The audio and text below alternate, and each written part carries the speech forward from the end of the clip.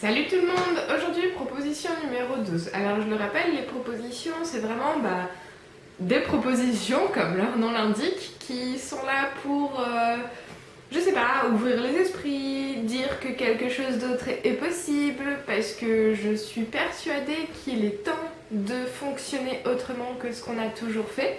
Enfin, en tout cas, que ce que nous connaissons, parce que l'être humain a déjà fonctionné autrement. Parce qu'avec notre société actuelle, voilà, il n'y a pas besoin d'être devin ou quoi que ce soit pour comprendre que notre société actuelle et son mode de fonctionnement ne sont pas viables à long terme. Il suffit de regarder un petit peu autour de soi et un petit peu les actualités pour comprendre qu'il y a un truc qui cloche dans notre système.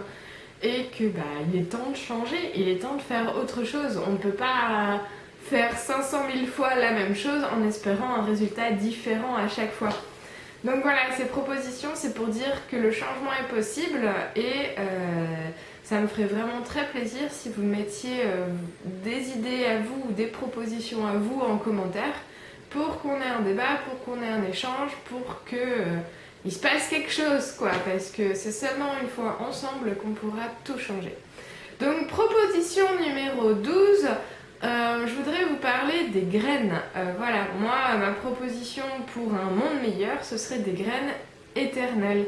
Dans le sens où, dans notre système actuel, on utilise des graines à usage unique. Même ça, on a réussi à le faire en usage unique.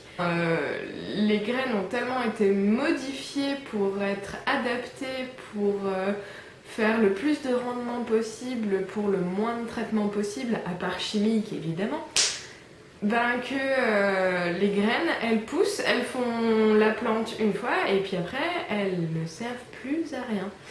Et du coup, ça craint un peu. C'est normal. Enfin, du coup, les agriculteurs sont obligés de racheter des graines tous les ans. Mais c'est complètement monstrueux comme budget en plus, donc, et stupide, en sachant que la nature, normalement, une fois qu'il y a une plante quelque part, la plante, elle y reste.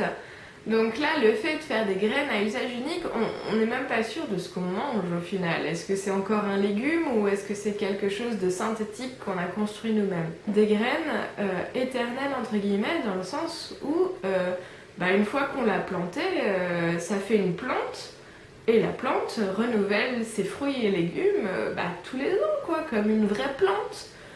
Pas à usage unique, comme un déchet. Enfin, ça n'a rien de compliqué ce que je dis, parce qu'il y a déjà des greniers un petit peu partout dans le monde où les gens produisent et conservent des graines qui ne sont pas à usage unique, donc des vraies graines qui peuvent être plantées et faire des légumes ou des plantes de manière cyclique, pas à une seule fois. Donc voilà, on a plein de banques de graines. Donc ce que je dis, c'est pas dans un futur lointain, c'est maintenant en fait. Il y a déjà des banques de graines à long terme, on va dire, qui existent. Donc c'est totalement possible de faire autre chose que des graines à usage unique. Et c'est surtout qu'en plus, ça permettrait, parce que la graine à usage unique, il faut labourer la terre et le champ toute l'année, les champs en deviennent épuisés du coup d'être réinvestis tous les ans, alors qu'avec une graine à usage éternel, on va dire, la terre n'est pas remuée tous les ans, elle est plantée une fois, la plante va faire son habitat et la chose, et ça va être beaucoup plus cyclique, ça va être beaucoup plus nourrissant aussi pour la terre. Donc tout bénef. Voilà, proposition numéro 12, réutiliser des graines à usage non unique. Réutiliser les graines qui sont censées être à usage éternel. Voilà, je mets éternel avec des guillemets, c'est juste pour opposer à usage unique en fait. Elles sont plantées et tant que la plante pousse et ne meurt pas, plus ou moins éternel à long terme. Donc voilà, dites-moi ce que vous en pensez dans les commentaires. N'hésitez pas à laisser vos idées dans les commentaires aussi, ça me ferait très plaisir de pouvoir échanger et communiquer avec vous.